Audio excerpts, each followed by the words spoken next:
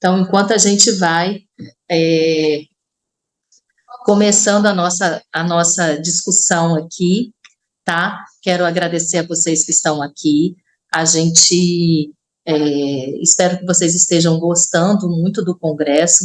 A Aline, doutor Gustavo, é um imenso prazer estar aqui com vocês, uma honra poder vivenciar essa outra posição no congresso, que é a posição de anfitriã. Então, eu quero dar as boas-vindas a todos vocês e dizer que todos vocês que estão aqui,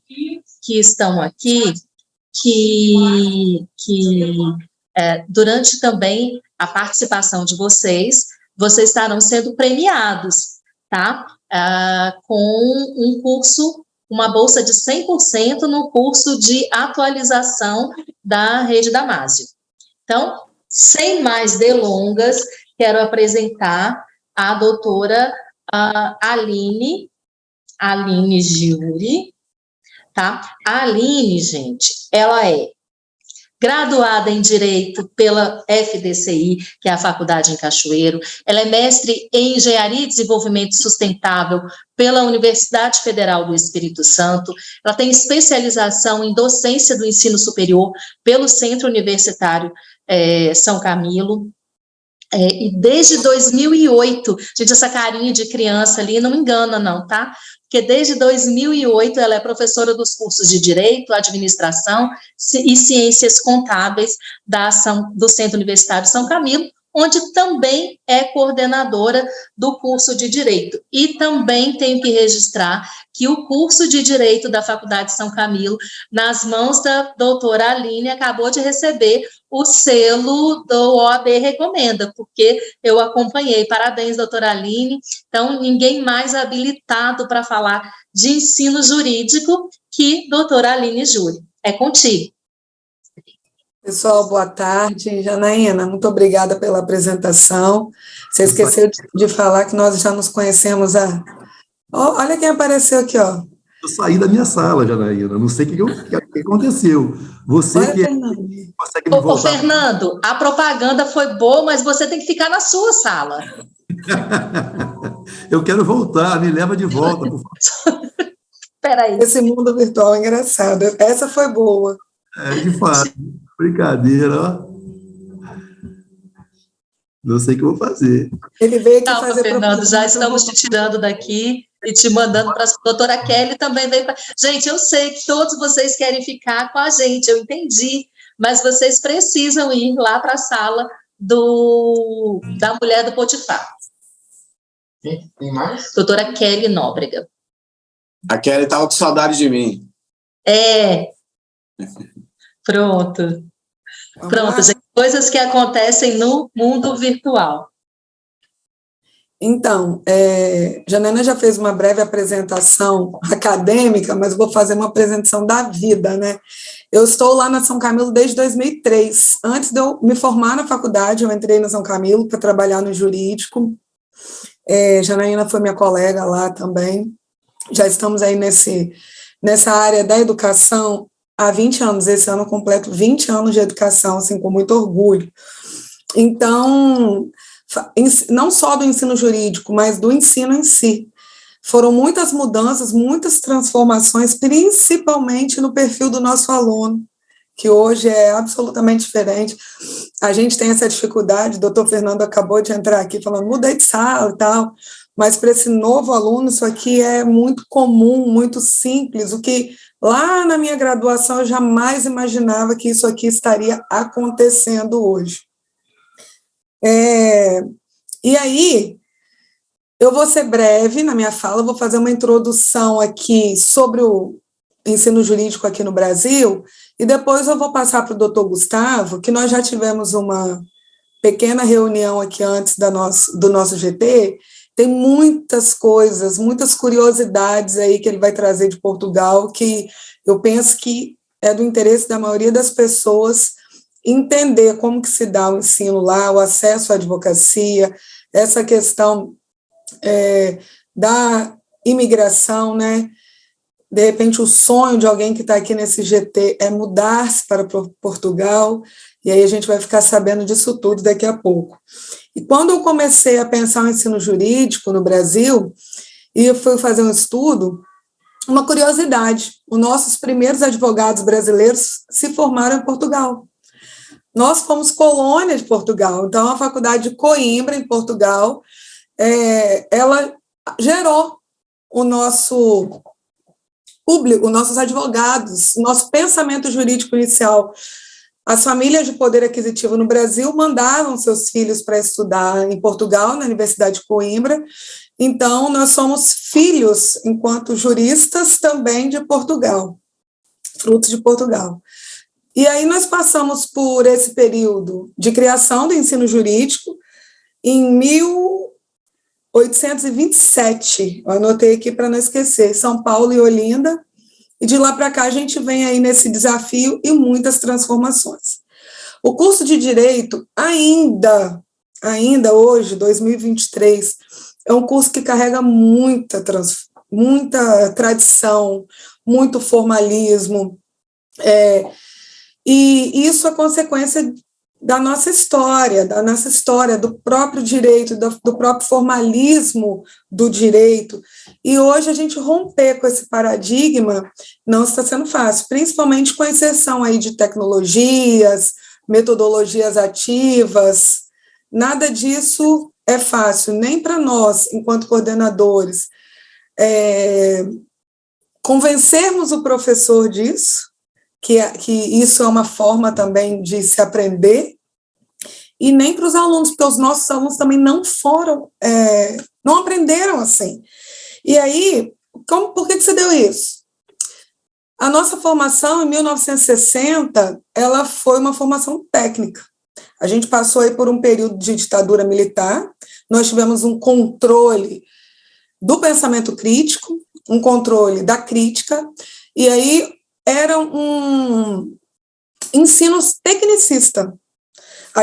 Estávamos ali para formar profissionais técnicos em direito, e não como hoje nós temos aí, inclusive, como fundamento, né, do nosso curso pelo Ministério da Educação, a gente quer um curso social, um curso humanista, um curso que traga para o nosso aluno autonomia. Essa palavra não existia, né, na década de 60, autonomia, pensamento crítico, opinião, nada disso. Então, nós passamos por esse período aí dessa formação técnica, formar advogados, e hoje nós estamos passando por essa transformação. Hoje nós temos que pensar num aluno que saiba resolver, num aluno não, num egresso, né? Porque eu me preocupo quando ele sai do ensino, quando ele vai para a prática. Solucionar problemas, saiba pensar criticamente, saiba entender o contexto social e político e contribuir para esse contexto social, político e econômico que nós estamos vivendo aqui no nosso país. Eu peguei um dado de 2022 no site da OAB. Nós temos 1.896 cursos, 1.896 cursos de direito no Brasil. Na década de 90, nós tínhamos 186. E aí, pulamos para 1.896. Gente, são muitos cursos. Nós estamos formando muita gente. E as pessoas me perguntam, mas tem mercado para todo mundo? E por mais que você possa achar que não, tem. Tem mercado para todo mundo, principalmente para os bons. Eu recebo e-mail, ligação, constantemente pedindo indicação de advogados recém-formados, de estagiários, só que o mercado quer competência.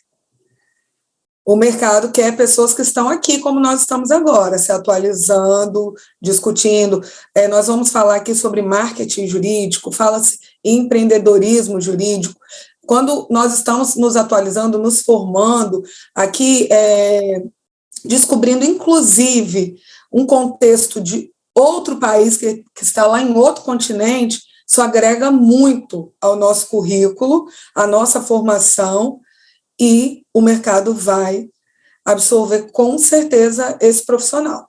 Agora, quando fala assim número e fica nessa preocupação de mercado porque as pessoas não estão se qualificando. Porque constantemente aqui no Brasil nós temos aí pedidos de currículo de profissionais. Ontem eu estava conversando lá na abertura, Janaína, com alguns advogados que lá estavam, Aline, estou precisando de ajuda, estou precisando de uma pessoa, você tem alguém? Por isso que hoje nós temos que pensar nesse curso com uma educação continuada, com uma formação continuada, com uma qualificação continuada, com profissionais que saibam decidir, que tenham autonomia. Tem uma palavra que o pessoal tem muito medo, principalmente na área do direito. Eu vejo que o pessoal tem medo dessa palavra, interdisciplinaridade. Porque o pessoal acha... Vocês viram aí, eu fiz um mestrado na área de engenharia. Depois o professor Thaleson, que também está na organização do evento, foi meu calouro de mestrado. Só que o direito é interdisciplinar. E o direito, ele está em todas as áreas. Quando você trabalha em interdisciplinaridade, que você traz outros conteúdos, outros saberes, você não está diminuindo a ciência jurídica. Você não está diminuindo o direito, muito pelo contrário. Você está contribuindo para uma complementação e uma formação muito mais sólida, muito mais crítica desse aluno. Então, são muitos desafios. A tecnologia está aí posta, os sites aí que nos entregam trabalho pronto, mas aquele profissional completo, que sabe pensar. Hoje eu vejo, não sei se o doutor Gustavo vai ter conhecimento disso para nos informar, como seria necessário as cadeiras dos cursos de direito terem disciplinas como negociação, o próprio empreendedorismo, o próprio marketing, serem disciplinas mesmo do curso, porque isso agrega e agrega muito ao profissional. Sem mais delongas, que depois nós vamos discutindo e debatendo, eu mesmo estou muito curiosa, vou passar a palavra para o doutor Gustavo para ele trazer um pouco dessa realidade lá de Portugal, porque a gente está bem curioso. Bom, boa noite a todos. Aqui, né? Boa tarde aí. Aqui já estava na hora de eu dormir, porque eu já sou um senhor, mas pronto. O dever nos chama. Então, meu nome é Gustavo Carneiro, eu tenho 49 anos, eu sou formado pela Universidade Estácio de Sá, do Rio de Janeiro, 2015, se não estou em erro. Vim para Portugal em outubro, eu faço 7 anos que eu moro em Portugal. Tenho um filho que nasceu lá, aí, no Brasil, e outro que nasceu aqui. Eu tenho um de 17 e um de 5, que fez 5 agora. E eu vou contar para vocês aqui um pouco, né, não só da minha experiência, mas como funciona a advocacia em Portugal. Eu queria só pegar o gancho da doutora Aline, quando ela fala do estágio e do profissional, né, que aí se procura muito. Vou começar, talvez, de trás para frente, mas só para não perder esse gancho, tá, doutora? Só para não perder o gancho. Fique à vontade. Então, vamos lá. Aqui, o estagiário aqui, 99% deles não são remunerados. E eu não digo de estágio dentro da universidade, não. Estágio dentro de um escritório. Ok? Ele não é remunerado. Inclusive, agora há uma discussão que eu também vou falar aqui, mas depois mais à frente eu vou discorrer mais sobre o assunto, com relação à remuneração dos estagiários, porque eles brigaram muito por isso, mas aqui acontece uma coisa diferente do Brasil, né? Como a doutora Aline falou.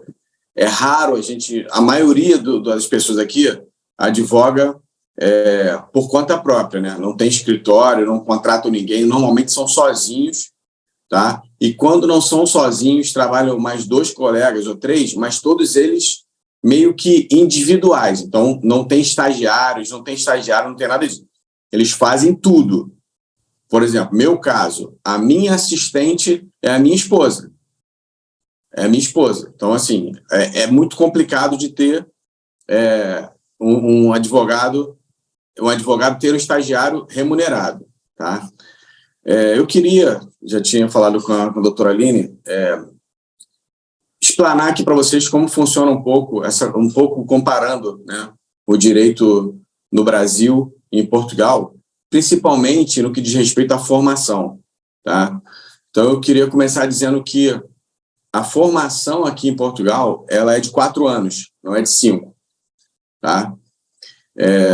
Há algum tempo entrou em vigor o processo de Bolonha, que anteriormente eram 5 anos o curso, tá? E aí, com o processo de Bolonha, passou para 4 anos. Então, toda a União Europeia tem a mesma grade curricular, ok?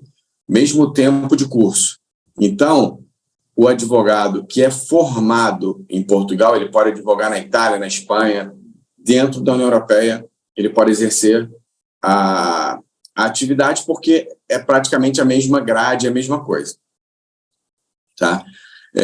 Algumas curiosidades também, ainda com relação à formação, é que após os 4 anos, né, a pessoa ela se forma em um jurista, tá? Aqui não tem bacharelado, é licenciatura, ok? Então, ao final dos 4 anos, ela se forma como jurista, tá? O que significa isso? Ela tem a opção de... Assim, acho que é um pouco parecido com o Brasil até. Ela tem a opção de parar ali e fazer um mestrado, né? Ou a magistratura, tá? Então, nós temos o mestrado profissional, que ele dura 1 ano, que é assim que a pessoa termina a faculdade, e tem o tradicional, que dura 2 anos. Tá? Então, a pessoa não é advogada. Terminou, fez o mestrado, ou foi para a magistratura, pronto, ok. E aí, se porventura ela quiser continuar e se tornar advogado ou advogada, aí que vem a grande questão. Porque eu estava até a falar com a doutora Aline antes, a faculdade, nesses 4 anos, ela é basicamente teoria. Ela não foge da teoria, tá?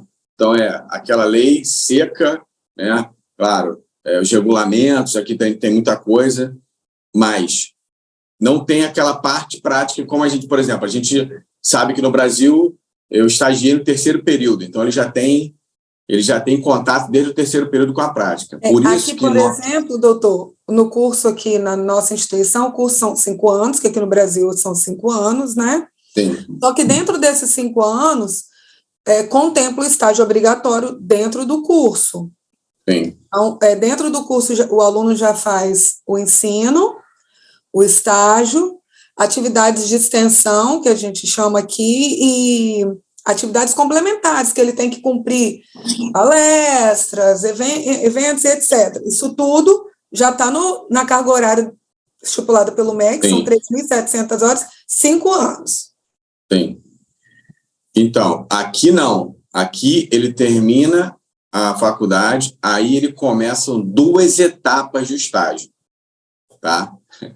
E nos primeiros 6 meses ele ainda não lida com o direito, terminou, né, a faculdade. Nos primeiros 6 meses ele ainda não lida com o direito efetivamente, ali com a prática, tá? Ele faz 3 matérias, que é processo civil, processo penal e deontologia, que é o estatuto, né? O estatuto da ordem, né? Ele fica 6 meses só estudando isso, tá? Então, são 18 meses o total do estágio, ok? Então, esses 6 primeiros meses, ele faz isso. Ele estuda essas 3 matérias. Teórico de novo, porém um teórico processual. Exatamente, é isso aí, um teórico processual.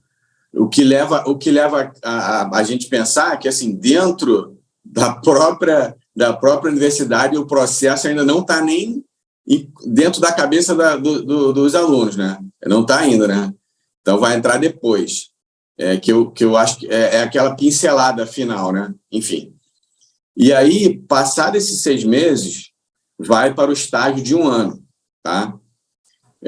E aí é que entra a questão que eu disse que não há remuneração. Então, fica alocado dentro de um escritório de um advogado, que ele tem que ter, para ele fazer isso, tem que ter 3 anos de advocacia,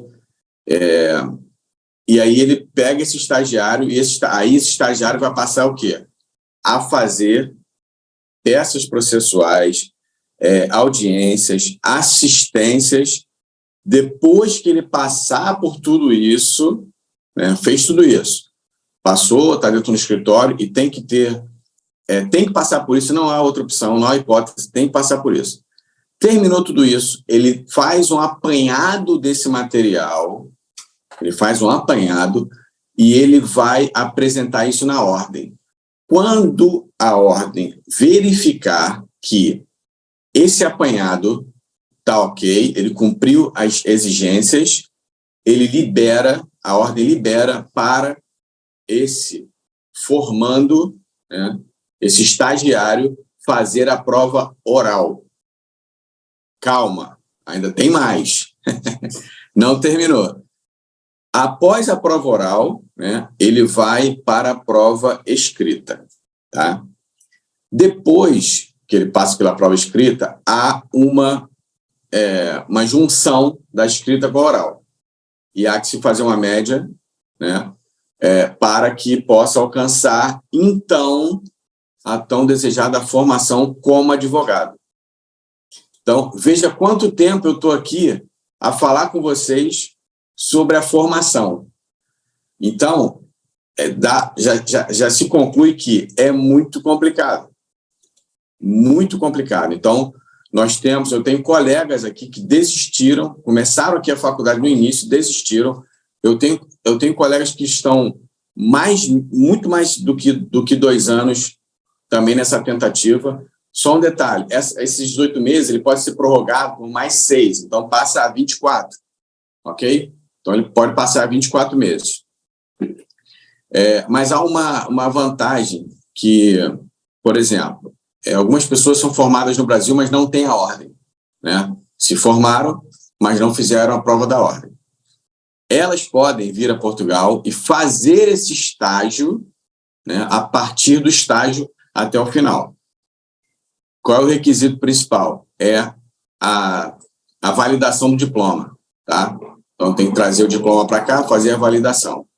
E depois faz toda essa parte do estágio. Tá? Tem que arrumar um escritório, tem que fazer aquelas primeiras matérias de processo, tudo isso normal. Então, essa é uma vantagem? Claro que é, porque você ultrapassa os 4 anos. Só que já fica ciente que vai ter que se manter durante 2 anos. Por quê? Porque tem que estagiar, né? E tem que se manter. E o estágio, como eu disse, ele é raro, muito raro, que haja o pagamento desse estágio. Tá? E como eu falei, né, é uma corrida muito longa, entendeu? Muito longa. Tá? Uma coisa também que eu queria mencionar, a tradição, né, daqui do curso de Direito de Portugal. Nós temos uma das universidades mais antigas do mundo, né, que ela data do século XVIII, acho que é XVIII, que é a Universidade de Coimbra, tá? Que é a mais famosa daqui, mas algumas pessoas não fazem a de Coimbra, além da dificuldade de aprovação, tem a questão de que ela é muito tradicional, ela é muito, eu diria até que ela é um pouco ultrapassada, e aí preferem mais as universidades mais novas, de Lisboa, do Porto, do Minho, tá? E como a doutora Aline falou há pouco aí, do empreendedorismo, né? Provavelmente, a escolha por outras universidades se dá por essa questão do empreendedorismo, né? Que nós, brasileiros, é muito raro ver um advogado brasileiro trabalhar para um escritório, né? Eu nunca trabalhei para um escritório, mesmo chegando aqui completamente cru, eu aprendi, até ouvi a doutora Aline falar que as pessoas não querem aprender, não querem estudar, né? Aqui, além do estudo, você tem que aprender na marra, porque uma frase que duas palavrinhas que a gente usa muito aqui, os advogados usam muito, chama-se insegurança jurídica. tá? 2 mais 2, aqui, ele é quase 4 ou um pouco mais de 4. E às vezes é 4. Então, a gente vai... exatamente. A gente vai num determinado órgão, né? E eu vou ser atendido lá botar pela Aline, por exemplo. A Aline fala assim, olha, esse documento aqui eu preciso da folha 2 e 3. Ok, aí eu chego lá, estou atendido por outra pessoa. Ela, não. Aí eu falo, não, a Aline falou que era 2 e 3. Não, eu quero a 5 e 6. E aí, se você for no dia seguinte, já é uma terceira pessoa que pede outras folhas. Então, há aqui uma insegurança jurídica e a gente chama aqui de a lei de quem atende. Quem atende, né, tem um poder de decisão. E, às vezes, a gente fica hiper perdido por conta disso. Eu trabalho com imigração. Eu faço só imigração, eu não faço contencioso. Eu só faço administrativo. Então, para mim, é muito mais complicado. Por quê? Porque a insegurança ela é muito maior na parte administrativa do direito aqui em Portugal, que é uma parte muito forte. Tá? Por quê? Por causa da imigração. A imigração aqui hoje, eu posso, assim, eu me arrisco a dizer que financeiramente está entre top 3. Assim, top 3 financeiramente, sem ter que ir ao tribunal. Tá? E eu queria fazer essa explanação inicial. Né? Eu não sei se a doutora Aline quer vamos abrir ou alguma coisa nesse sentido, porque depois eu quero falar mais sobre o acordo de reciprocidade. Não, pode terminar, que eu estou anotando aqui, depois no final eu faço as perguntas. E eu quero dizer então, que tem lá. perguntas chegando pelo chat também, tá? Então, vamos lá. Então, assim, não sei se a maioria dos colegas aqui sabe, né? Sabe, mas existe o acordo de reciprocidade, tá? Que permite que os advogados brasileiros atuem em Portugal e vice-versa. Existem algumas regras, né? Mas a própria Ordem dos Advogados do Brasil, de qualquer estado, ela sabe exatamente os documentos necessários para que o advogado brasileiro possa se inscrever em Portugal. Então, quando o advogado brasileiro ele vai na ordem, na secção da ordem dele, diz assim, olha, eu vou advogar em Portugal. A própria ordem prepara toda a documentação já prontinha, já entrega pronta para o advogado, tá? O requisito, o básico aqui, né, ter, para pedir esses documentos, ter a anuidade em dia, né, não estar respondendo nenhum processo disciplinar, e tem que manter. Há uma grande divergência aí, né, porque alguns dizem que é obrigatório manter a inscrição na Ordem do Brasil válida, e alguns dizem que não é necessário. Eu, por acaso, não tenho nada no Brasil, não tenho nenhum processo, nada, mas mantenho a minha ordem no Brasil, até porque eu não sei o dia de amanhã. E vou até mais à frente, porque eu sei que terão colegas que vão perguntar, né? A doutora Aline falou uma coisa, são 1.800 e poucas universidades, né? E ela perguntou, tem mercado para todo mundo? Tem, mercado para os bons. E quando o advogado brasileiro ele chega aqui, ele começa a advogar, é inevitável ele falar, meu Deus do céu, se eu tivesse estudado o que eu estudei aqui no Brasil, eu seria muito bem sucedido. Por quê? A possibilidade financeira do Brasil na advocacia não tem comparação. Entendeu? Não tem comparação. Aqui, agora, tirando um pouco do lado direito, aqui você tem segurança? Tem. Aqui você chega 2 da manhã, 3 da manhã, 4 da manhã, sai na madrugada, chega de manhã, não tem nada. Você atende o telemóvel na rua, não tem nada, não há nada, nunca ouvi. Eu sou do Rio de Janeiro, morava a 2 quilômetros da Cidade de Deus, então eu dormia ao som de tiros, né?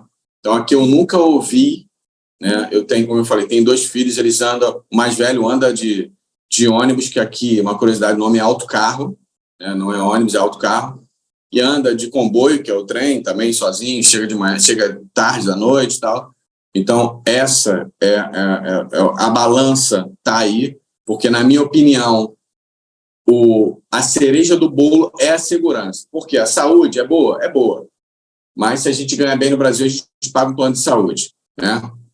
A escola dos nossos filhos aqui, a escola é pública? A escola é pública em horário integral. Meu filho entra 8h30 e sai 5h. Então, é o dia todo. Ótimo, perfeito. Escola pública, se eu não disser que é pública, ninguém diz. Mas se a gente ganhar bem, a gente também consegue pagar uma escola boa para os nossos filhos. Agora, a segurança não depende de nós. Então, o que a gente não tem controle é que é o pior. Então, basicamente é isso. Então, financeiramente, né, monetariamente, a minha opinião é que o Brasil é incomparável na área do direito para ganhar dinheiro, que aqui ninguém é criança, todo mundo tem que ganhar e todo mundo quer ganhar, né? Então, no Brasil, você pegar uma área boa do Brasil aí, você faz em 1 mês ou 2 meses o que vai fazer aqui em 8 meses, enfim. Então, voltando ao acordo de reciprocidade, não precisa fazer nada aqui, nesse momento, nada, nenhum estágio, nada disso. O que precisa fundamental, se a pessoa não está legalizada em Portugal, ela precisa ter um advogado que seja que vá fazer a domiciliação desse colega. Então, por exemplo, a doutora Aline não está regularizada, ela quer advogar aqui, ela precisa do Gustavo para eu ser o representante dela junto à Ordem dos Advogados de Portugal, né? Para que ela possa atuar aqui, mesmo ainda em processo de regularização, mas que eu seja o receptor de toda a correspondência dela, porque, pasmem, 90% das comunicações em Portugal são por carta, papel, carta. É muita carta, ó. É muita. O tempo todo é papel. Então, aqui, a impressora, eu nunca imaginei que eu ia gastar tanto de papel aqui, tá? Tudo é papel, tudo você possa imaginar tem papel envolvido. Então, não aceita e-mail, esquece, assim, raramente e-mail, você manda e-mail e fica 1, 2, 3, 4, 5, 10, 15 dias para responder, tá? Então, vem tudo por correio, tá? Aqui, aquela velha máxima de que a internet parece que não chegou aqui. Uma curiosidade, boa parte dos portugueses, eu digo boa parte, não usa o WhatsApp. É SMS, o famoso torpedo, tá? SMS. Você fala com o português, ele fala, doutor, posso enviar-lhe um SMS? Ok. E eu nem vejo SMS, mas tá lá. Aí ele, às vezes, liga 2 dias depois e fala, pô, doutor, te mandei um SMS aí. Pô, meu amigo, pelo amor de Deus, SMS. Então, assim, é muito atrasado nesse sentido. Tem sempre olhar a caixa de correio, tudo é correio, tem que mandar carta com aviso de recepção, tudo é correio, então funciona muito bem papel aqui. Então, quem trabalha com papel, quer vir trabalhar com papel aqui em Portugal, ainda vai ter muito trabalho durante mais uns 80 anos aí, porque nem a pandemia mudou isso. Por quê?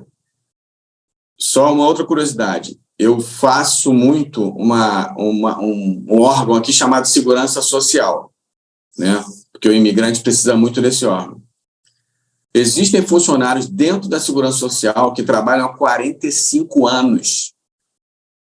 45 anos no mesmo setor. E quando veio a pandemia, nunca tinha colocado a mão num computador. Você imagina? Imagina como que ficou o caos, porque tinham coisas que eram precisas. Tinha que ser feito. Não tinha, pandemia parou, mas tinha que ser feito. Nossa, a gente penou muito. Doutor Gustavo. Doutor Gustavo. É porque a pergunta que chegou pelo chat, eu acho que ela se autorresponde com a sua fala, né? Porque a pessoa perguntou a respeito do EAD, né, nas escolas de direito, na formação dos alunos, e sobre o uso do chat GPT. Mas, assim, se a moda aí, o grande barato é o SMS... Que é isso? Não existe isso não, Janaína. Conheço, não. Então, penso que, né, aqui no Brasil, a gente tem, como a doutora Aline falou, 1.896 faculdades de Direito, né, segundo o Ministério da Educação, e segundo o registro também nos órgãos oficiais, de 15 faculdades de Direito em Portugal, em todo Portugal. Então, e aqui no Brasil, um curso mesmo presencial, ele pode ter 40% da sua carga horária ministrada sob a forma de não presencialidade, né? Eu acho que isso não só por ser uma legislação local, né? Não só não se aplica enquanto legislação, mas é totalmente descabido aí pelo que o senhor apresentou. Mas eu abri meu microfone que eu ia fazer uma brincadeira, uma expressão, não sei se o doutor Gustavo usam lá em Portugal, sabe? Isso a Globo não mostra, porque não é isso que contam pra gente aqui não, gente. Portugal não fica na Europa.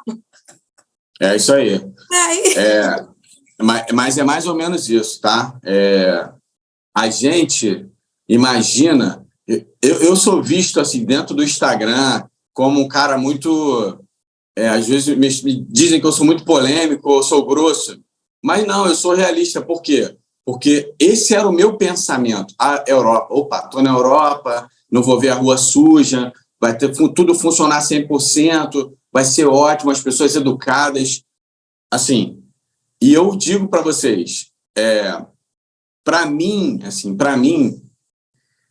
foi bom pela segurança, mas eu sou bem sincero, pela segurança e pela experiência de morar fora.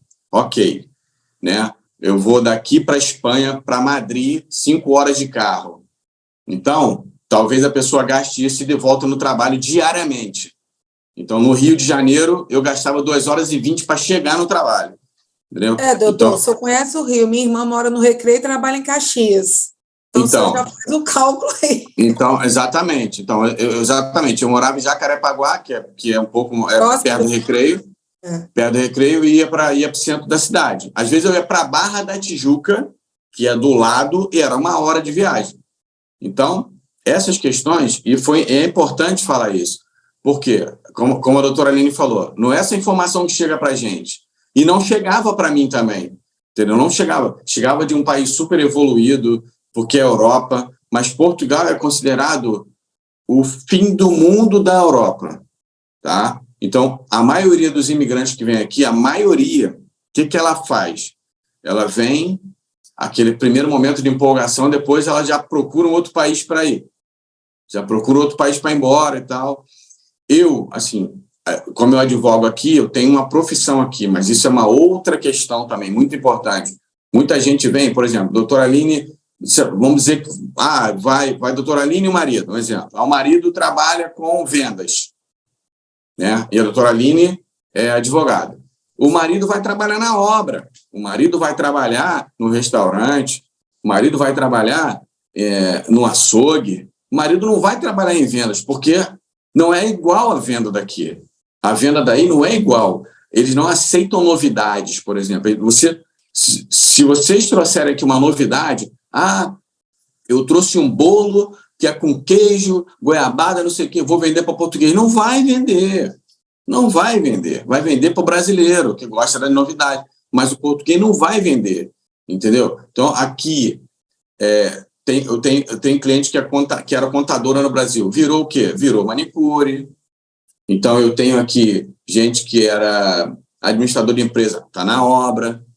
Então, essa ideia, né, de que a pessoa vem para cá, eu estou na Europa, se não tiver uma qualificação que se encaixe em Portugal, vai para o tradicional. Não adianta. Entendeu? Então, às vezes, eu sei que tem gente aqui que talvez pense em migrar, então, assim, se for homem, a esposa faz uma... Então, sabe, ou a esposa não vai trabalhar, ou ela vai trabalhar no trabalho que é o que a maioria faz aqui, que é trabalhar no restaurante, trabalhar na limpeza, né? Que aqui tem muita gente que trabalha na limpeza, né? Então, essa ideia de que a Europa, não tem trabalho para quem não é, até para gente que é advogado empreendedor. Eu fiz reunião já sábado, 22 horas no aeroporto.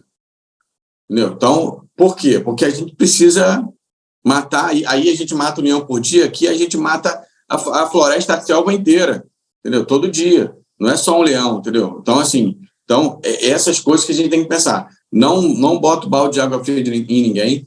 É uma experiência, para mim, assim, ímpar. Para mim é uma experiência ímpar. Por quê? Porque eu aprendi aqui a empreender. Eu não empreendi, eu aprendi aqui na marra a empreender, né? Que não tem nada a ver com o Brasil. Porque no Brasil, às vezes, você cria um negócio e aquele negócio é novidade, e o brasileiro gosta de novidade, e você explode e fica rico. Porque às vezes você acertou, como a gente diz, né? Acertou na veia ali. Foi na veia e teu negócio deu certo.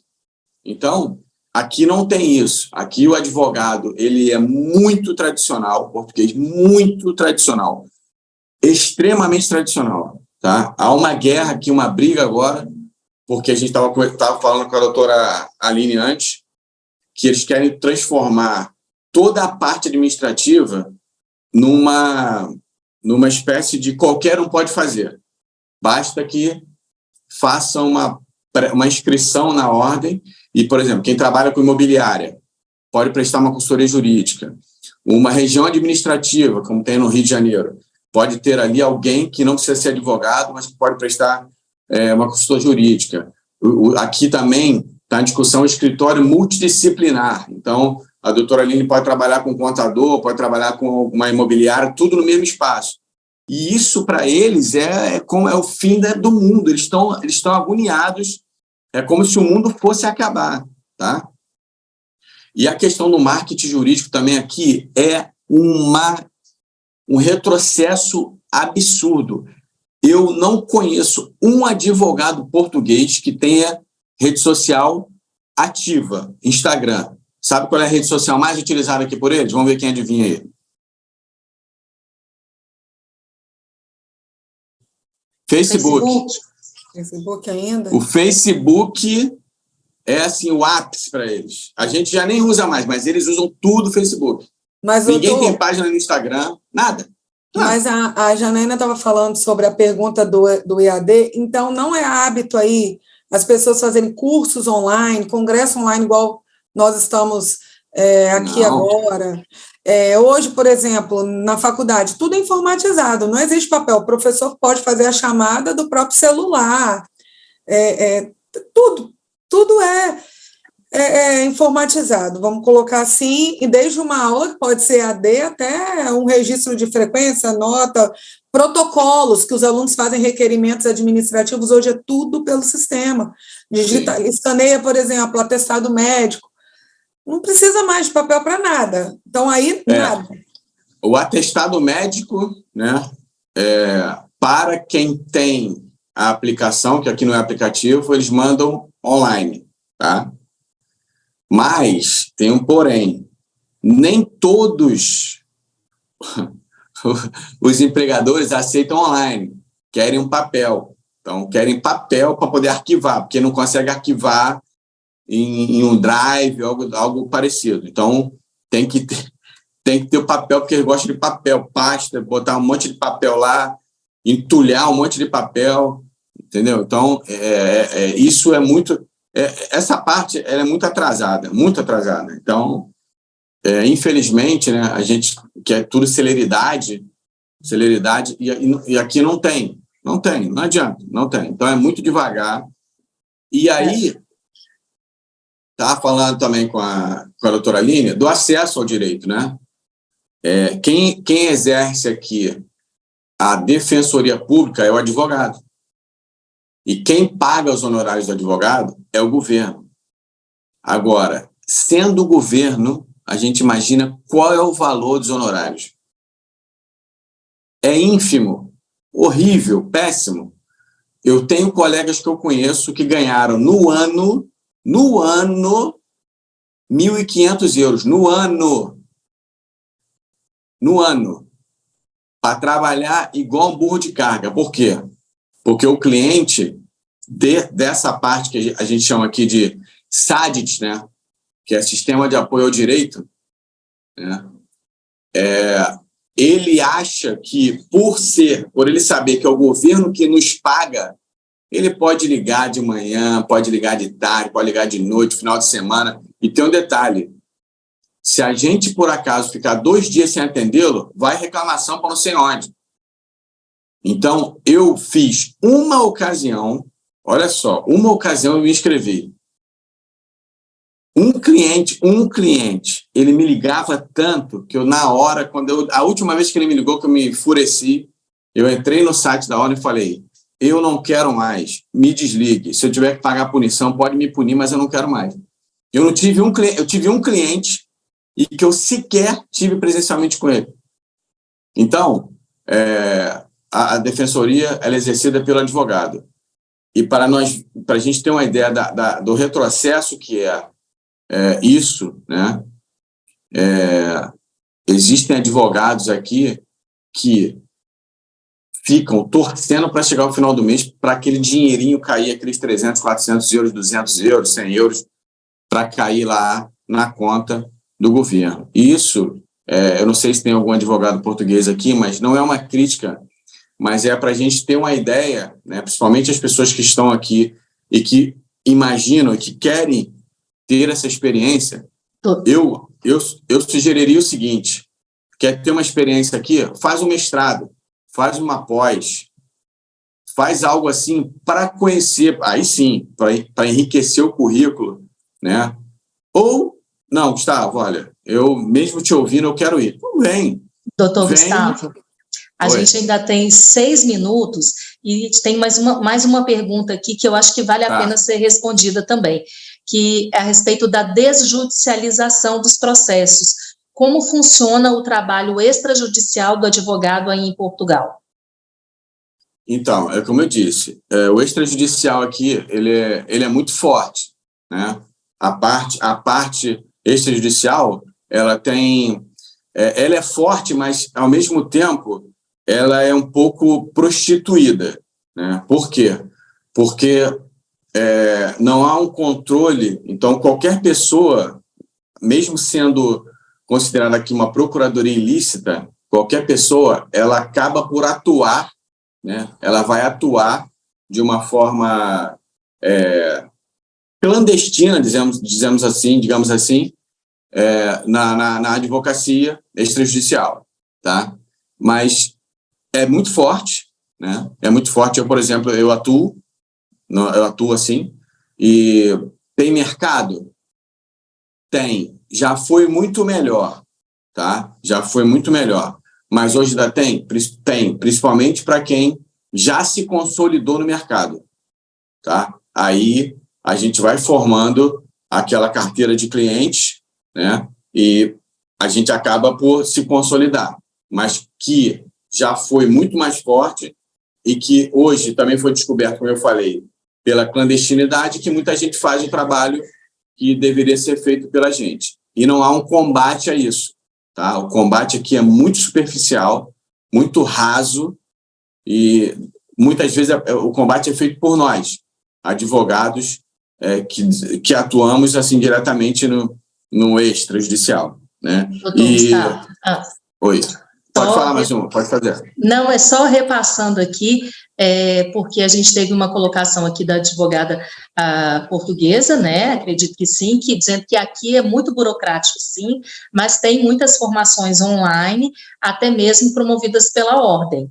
E que mesmo com toda a dificuldade nos órgãos, vale a pena residir no que tange a qualidade de vida, que foi o que o senhor reforçou também. Então, as formações, só para quem não sabe o que é formação, são cursos, por exemplo. Formação aqui são cursos. Realmente, tem muito curso online, mas eu posso dar um exemplo aqui de um curso que eu fiz que nem é muito ligado ao direito, que poderia ser online, que eu tive que ir para um hotel, passar lá 2 dias seguidos, que poderia muito bem ser online.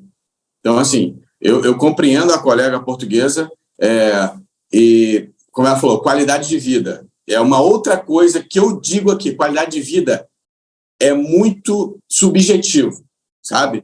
Cada um entende como é qualidade de vida. Nós, brasileiros, nós somos muito ligados à vida social, né? muito ligados. Pelo menos a maioria, né, do brasileiro é ligado à vida social. E aqui não tem nada a ver. Vida social aqui, esquece, comparado ao Brasil. Vai ter a vida social 10% da vida social que tem no Brasil. Então, assim, eu compreendo. Ela falou, tem muita coisa online? Tem, muita formação. Mas muita coisa que já deveria ser online, muita coisa não é e que não tem intenção de ser. Ok, olha, nós temos 3 minutos para finalizar. Doutora Aline, suas considerações finais, tá? E depois doutor Gustavo com suas considerações finais. E em seguida eu vou convidar todos para assistir o próximo GT, que é sobre imigração, justamente. E aí esse assunto, com certeza, vai ser bastante discutido. Doutora Aline. Eu só queria agradecer, Janaína, pelo convite, pela confiança, parabenizar aqui de forma presencial, virtual, por ontem, a abertura, a organização de vocês, e que tenhamos aí uma boa semana de muitos estudos ainda. Agradecer ao doutor Gustavo, e eu achei muito interessante essas conversas, as falas, as curiosidades. Ele não falou, mas nós já conversamos antes, honorário de sucumbência, né, doutor? A dificuldade que lá não tem, Esquece. entre outras coisas. Não então, tem. Só agradecer. Doutor Gustavo, suas considerações finais? Janaína, eu queria agradecer, né, a vocês pelo apoio, pelo convite. É muito bom sempre a gente falar sobre Portugal e principalmente clarificar, né, as informações que, como a gente falou aqui mais cedo, chegam um pouco diferente, né, para as pessoas. E para aqueles que pretendem, né, advogar em Portugal, venham sempre com muita garra e com uma disposição para recomeçar, porque é um recomeço, literalmente. É como a gente nasce de novo. No avião a gente está na barriga, aqui a gente nasceu, começa a engatear, andar, correr, aí depois que a vida segue no seu percurso normal. Mas muito obrigado pela oportunidade e espero que aconteçam mais eventos como esse para a gente poder esclarecer mais as questões para as pessoas. Olha, com certeza eu que tenho que agradecer. Agora eu vou sair da minha posição de mediadora aqui um pouquinho, só para dizer que eu concordo com o doutor Gustavo, que a gente teve alguma dificuldade em falar no WhatsApp com alguns portugueses, tá? Mas que se deu tranquilamente sobre outras formas, mas que o WhatsApp realmente não é o Orkut, como foi o colega que falou aqui, né? Ele não foi tão fundo, mas, e nesses 30 segundos finais eu quero dizer que a equipe aqui que estava acompanhando, né, a gente vai presentear o André com a pergunta, que fez perguntas aqui com a gente, né, com o curso da MAS. Você tem, a partir do dia 15, você vai procurar a unidade mais próxima da sua cidade, tá bem?